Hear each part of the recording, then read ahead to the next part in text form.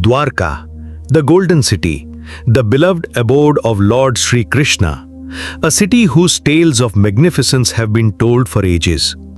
Today we will narrate a story from that very Dwarka, a story you may have never heard before.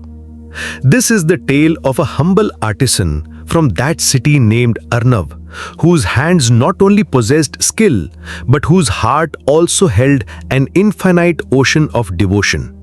Dwarka, built by Vishwakarma himself after acquiring land from the sea god, was a symbol of grandeur and prosperity.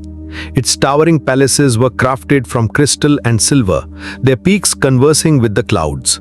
The city's wide avenues, lush green gardens, and the parijat flowers blooming within them filled the atmosphere with a divine fragrance.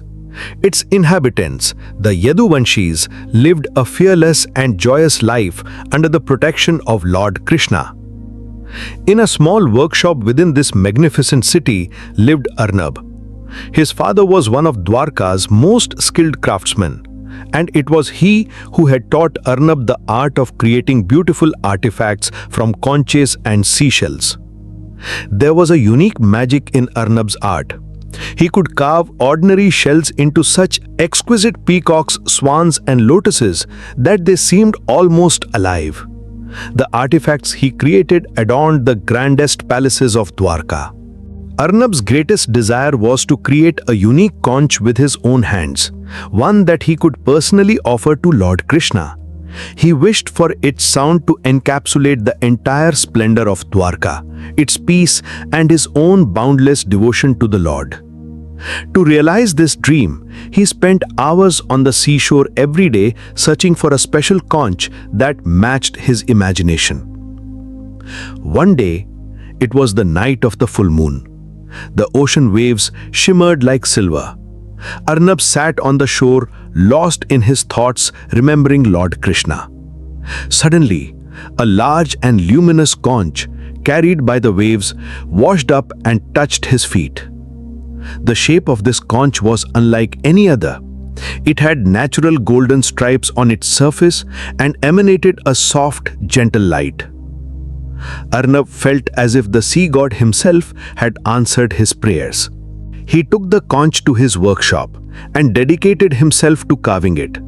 Forgetting hunger and thirst, he worked day and night, etching the grandeur of Dwarka onto the shell. He depicted the Sudharma Sabha, the royal assembly hall, carved the magnificent palaces of Lord Krishna's 16,000 queens, and illustrated the very paths on which the Lord of Dwarka walked to greet his devotees. This was not merely a piece of art, but the living embodiment of Arnav's devotion. After months of relentless effort, the divine conch was ready. Its sound held the depth of the ocean, the music of the waves, and the complete essence of Dwarka's splendor. The only question now was, how could a simple craftsman deliver his offering to the Lord? Arnav decided he would blow the conch every morning outside the main temple of Dwarkadhish. Perhaps one day the Lord's gaze would fall upon him. Every morning he would sit on the temple steps and produce such a melodious sound from the conch that all who heard it were mesmerized. His music was so filled with devotion and love that even the birds and animals would stop to listen in silence. Slowly, word of the conch player spread throughout the city. People said his music had a magic that connected the soul directly to the feet of the Lord. This news eventually reached Lord Krishna himself. One day, as Arnav was deeply engrossed in his devotional conch blowing, the Lord of Dwarka, draped in his yellow silks and with a gentle smile on his face, appeared before him. Seeing the Lord in front of him, tears streamed from Arnav's eyes. He fell at Krishna's feet. The Lord lifted him up and embraced him. "Arnav," said the Lord, "your devotion compelled me to come here. The true splendor of Dwarka resides in the sound of this conch, the love, devotion, and faith of its people. From this day forward, this conch will be known as Dwarka-Kirti, the glory of Dwarka, and its sound will become the identity of this city." From that day on, the sound of the Dwarka-Kirti conch resonated in the temple of Dwarkadhish every evening, filling the entire city with its divine energy. This sound was a symbol of an ordinary devotee's extraordinary devotion, which had made the city of gold and jewels even more precious with the music of faith. But the wheel of time stops for no one.